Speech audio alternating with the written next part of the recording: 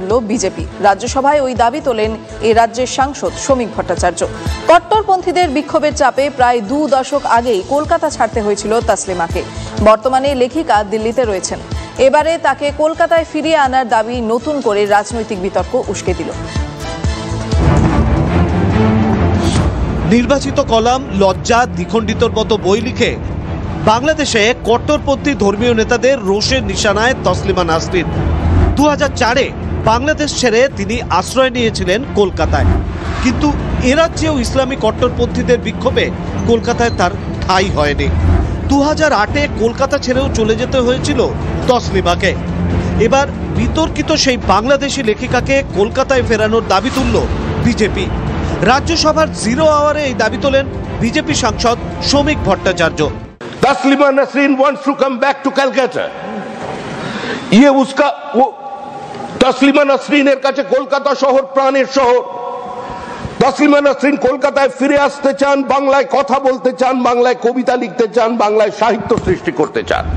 সংস্কৃতি চর্চার অন্যতম পীঠস্থান হিসেবে পরিচিত কলকাতায় আশ্রয়ের খোঁজে এসেছিলেন লেখিকা তসলিমা, কিন্তু সেই আশ্রয় দিতে পারেনি তৎকালীন মুখ্যমন্ত্রী বুদ্ধদেব ভট্টাচার্যের বামফ্রন্ট সরকার। সোমবার তাই শ্রমিক ভট্টাচার্যের নিশানায় ছিলেন বামপন্থীরাও। বাংলার ছদ্ম প্রগতিশীলতার আড়ালে চূড়ান্ত তোষণ নীতি ও মৌলবাদের কাছে লজ্জাজনক আত্মসমর্পণের দিন শেষ হোক, তসলিমার প্রত্যাবর্তন হোক। গত বছরের জুলাইয়ে ভারতে থাকার রেসিডেন্স পারমিট শেষ হয়ে যায় তসলিমার। মেয়াদ বাড়ানোর আর্জি নিয়ে তসলিমা কেন্দ্রীয় স্বরাষ্ট্রমন্ত্রী অমিত শাহের দ্বারস্থ হন। তসলিমার সেই দাবি মেনে রেসিডেন্স পারমিটের মেয়াদ বাড়িয়ে দেয় কেন্দ্রের বিজেপি সরকার। এবার সেই বিজেপি তসলিমাকে কলকাতায় ফেরানোর দাবি তুলল সংসদে। কেউ যে আমার কথা মনে করেছেন, কেউ যে আমাকে ভেবেছেন আমার যে বাংলায় থাকা জরুরি, সেটা যে কেউ যে অনুভব করেছেন, সেটার জন্য আমি তার কাছে খুব কৃতজ্ঞ। শ্রমিক ভট্টাচার্যকে আমি আন্তরিক ধন্যবাদ জানাই।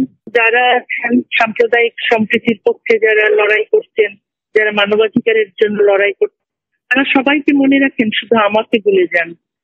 কেউ একজন মনে করেছেন, সেই জন্যই আমি খুশি।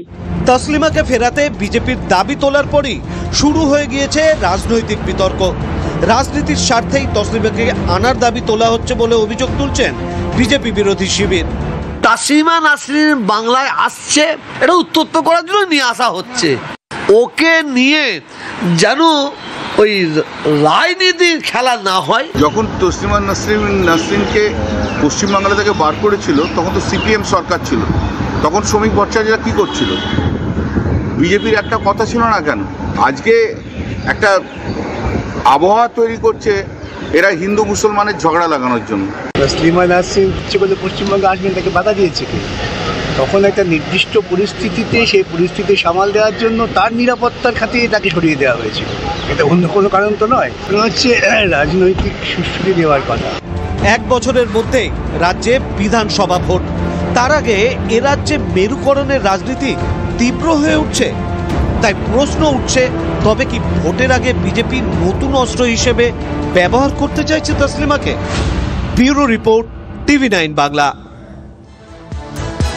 কলকাতা কি দুষ্কৃতীদের স্বর্গরাজ্য হয়ে উঠছে? বাংলার রাজধানী কি অস্ত্র পাচারের করিডোর?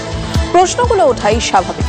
বারবার শহরে অস্ত্র উদ্ধার হচ্ছে, কখনো বিহার কানেকশন, কখনো উত্তরপ্রদেশ কানেকশন।